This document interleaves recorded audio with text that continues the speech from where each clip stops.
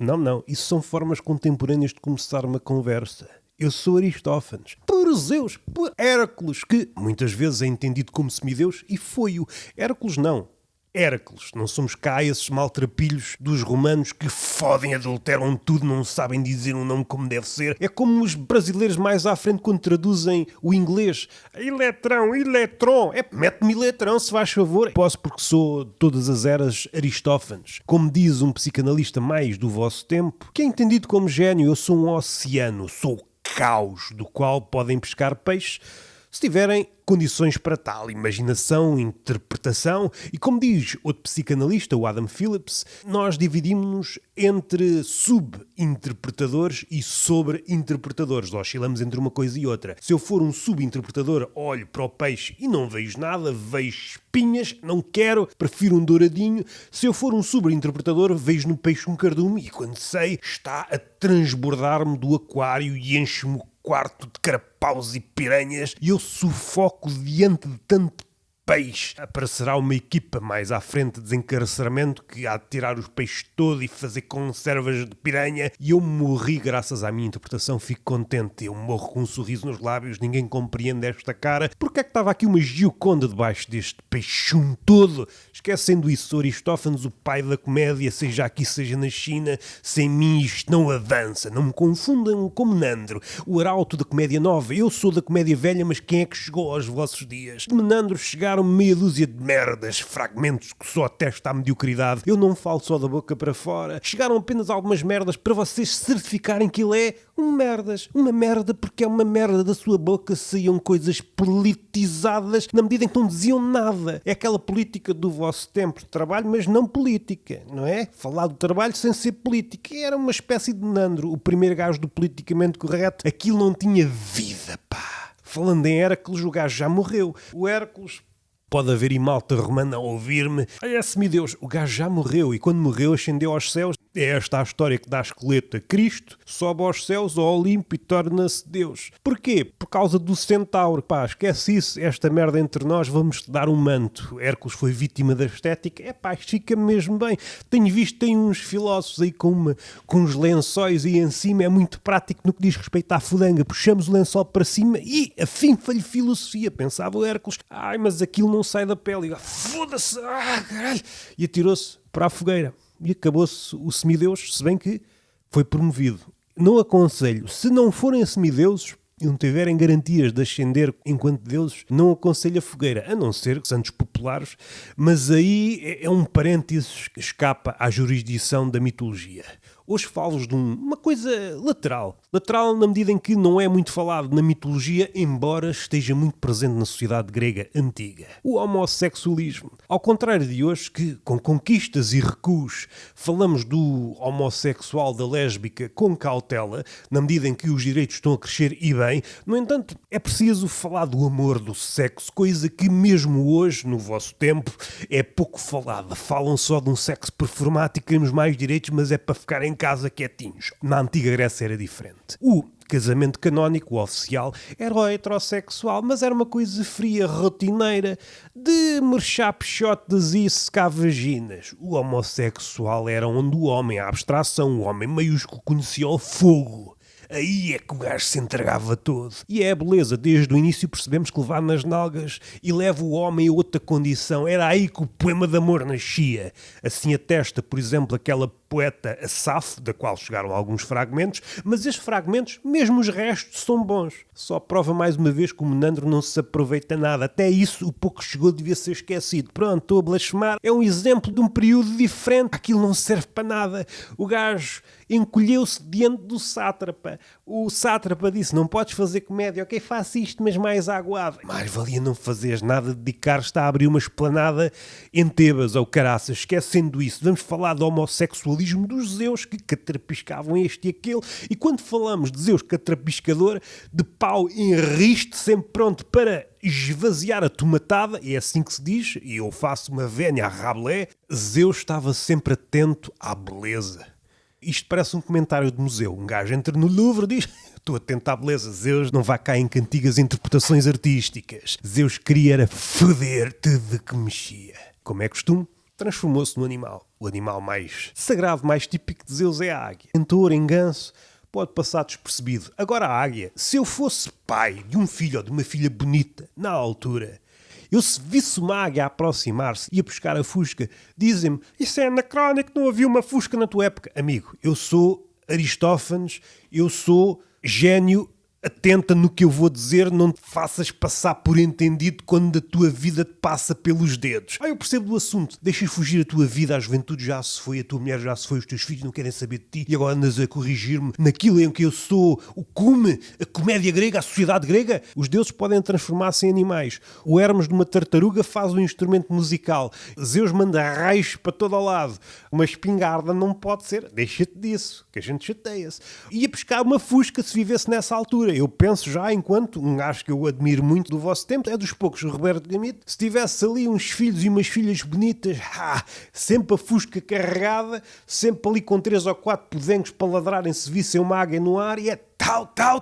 Em caso de dúvida, abatia a águia. Nesses moldes, o sítio porreiro para Zeus habitar seria os Estados Unidos. A águia é um animal, não é sagrado, preservado. Enquanto símbolo, é proibido matar águias. Ele aí estava muito bem. Uma águia levava uma criança para os pedófilos. Vamos abater a águia. Não, é o símbolo da nação, não podemos abater a águia.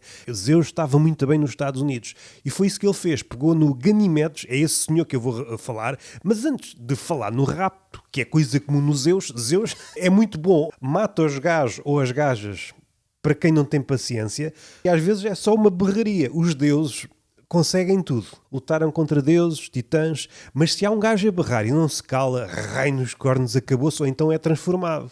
Vou-te transformar num pássaro, como acontece no outro mito que hei de falar mais à frente, que a gaja é transformada em gaivota. Mas é muito prático. Fazes barulho. Vou-te transformar numa ave que faz barulho. Não há cá também grandes brainstorms. Voltando a Ganimedes. Homem bonito, vinha pessoal todo ao lado e só não acasalavam, não levavam porque o gajo era filho de um rei, o rei Tros, que mais tarde seria Troia, mas naquela altura se chamava Ilium, acho eu. Não sei porque também já vivi muito, já não sei como é que essa cidade se chama. Houve uma altura que vocês achavam que não existia, mas pronto, um gajo sabe das merdas. E o príncipe Ganimedes tinha um cabelo loiro, uma pele parecia mel, uns lábios. Vejam bem como é que as coisas eram na altura. Os lábios que eram um convite a perdermos nos seus beijos. Quando não havia televisão, um gajo também era poeta só abrindo a pestana. As raparigas e as mulheres de todas as idades gritavam e desmaiavam quando olhavam para ele. Era uma espécie de Brad Pitt da antiga Grécia. Homens que nunca na vida sequer tinham admitido qualquer atração por outro homem. Talvez até homofóbicos. Por este fazia, coração a palpitar, o sangue a agitar-se, a barguilha a enfunar-se. A boca desses meninos e dessas meninas secava-se-lhes e davam por si a gaguejar disparates. Antes de Ganimedes, grandiloquentes, a vida e a filosofia, Ganimedes aparecia. Eram influencers, uma coisa que vocês percebem. Eram influencers, eram youtubers. Quando chegavam a casa, despiam-se todos e começavam logo a fazer poemas que rimavam com coxas, olhos, ancas de lábios, juventude e verdade, e tamo lá, rapaz, e desejo e fogo. Foi assim que nasceu a poesia. Ganimedes, além de ser belo como tudo, como poucos ou como nenhum, tinha outra característica encantadora. Quem é muito bonito normalmente tem uma contraparte mal-humorado, é petulante, mimado. Não, Ganimedes era impecável. Era um gajo com quem podíamos falar, não era petulante nem mimado. Tinha modos, como direi, encantadores. Quando sorria, era um sorriso amável, filantrópico, onde podia caber uma civilização inteira de joelhos. Os seus olhos, cor de âmbar, iluminavam-se. Em suma, quem o conhecia dizia que a sua beleza exterior igualava a interior e vice-versa. Era belo, ou dito de outro modo, era belo das tripas até à ponta dos cabelos. Não havia falha naquela beleza. Se não fosse príncipe, evidentemente já teria sido raptado ou conquistado por um gandulo qualquer. Como era filho de um rei, ninguém tentava seduzi-lo. Ele levava uma vida inocente. Música, desporto e amigos. De longe podíamos dizer, não gostas de gajas? Mais tarde o rei Tros, futura Troia, tentou humanamente fazer com que o filho acasalasse com uma princesa grega. Ele era um homem belo, mas o rei mais maduro sabia que a juventude era uma coisa fugidia. Zeus ouviu os boatos da beleza de Ganimedes e ficou louco, desejou ver aquele gajo. Mais uma vez, a raiva de Hera, como é costume, como há pouco disse, transformou-se numa águia. Transformado numa águia, pegou em Ganimedes pelos ombros e lá levou para o Olimpo. abrandemos para tentar imaginar Ganimedes a levantar voo. Se tivesse alguém, os seus amigos, o seu cavalo, de repente Ganimedes pelo ar, levado por uma águia. Foda-se, este Zeus não para quieto com o pau. Zeus gostava muito dele e prometeu-lhe o dom da imortalidade e da juventude eterna. Como se isso não bastasse, e aqui entra a graça, nomeou-o copeiro. Copeiro do Olimpo. Para quem está a pensar que é um semi-privilégio, está a esquecer-se que o Olimpo era um sítio de fartos banquetes. Os banquetes sucediam-se uns atrás dos outros e estávamos a falar de uma altura em que Dioniso entrou para os 12 magníficos, saindo Héstia, a deusa mais responsável, a deusa do lar, indo para o lado dos humanos. Ser copeiro dos deuses, sendo que cada um come tanto como o Sangoku ou como qualquer personagem de Dragon Ball, é isto para sempre. Compensa levar no cu do rei dos deuses para depois trabalhar assim que nem um cão? Zeus, num acesso de recompensa, enviou para o pai de Ganimedes, o rei Tros, cavalos, os melhores cavalos divinos para recompensar a família pela perda.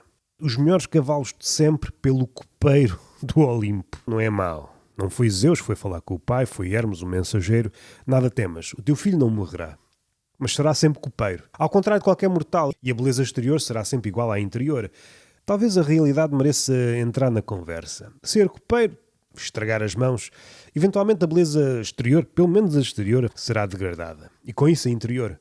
Sendo um homem imortal, ao ver-se degradar infinitamente, isso terá efeitos na beleza interior também. O nome Ganimedes, em grego, quer dizer qualquer coisa, é um jogo de palavras. Assim, sumariamente, grosso modo, Ganimedes quer dizer o príncipe que está contente e com isso alegra os genitais. Zeus e Ganimedes continuaram juntos como um casal feliz durante algum tempo. No entanto, Zeus continua a ser Zeus. E se não é fiel a Hera, uma mulher deslumbrante, uma deusa deslumbrante, tal como não foi com outras relações que foram acontecendo por aí e por além, continua a ser infiel e foi deixando Ganimedes para trás. Ganimedes tornou-se mobília do Olimpo. Olha ali está o copeiro. Imagine a quantidade de loiça que Hera deve ter sujado daí em diante. Está tudo sujo. Estão a ver esta loiça que supostamente era para o banquete? Ainda não foi usada. Eu suspeito que houve moscas a cagarem nestes pratos todos e convidámos, nem é nosso costume, mas convidámos todos os reis da terra. Isto é tudo para lavar. E vá, despacha-te, ó copeiro. Até que se fartou. Transformou o seu dedicado copeiro, servidor, amante e amigo, enviou para o céu como uma constelação.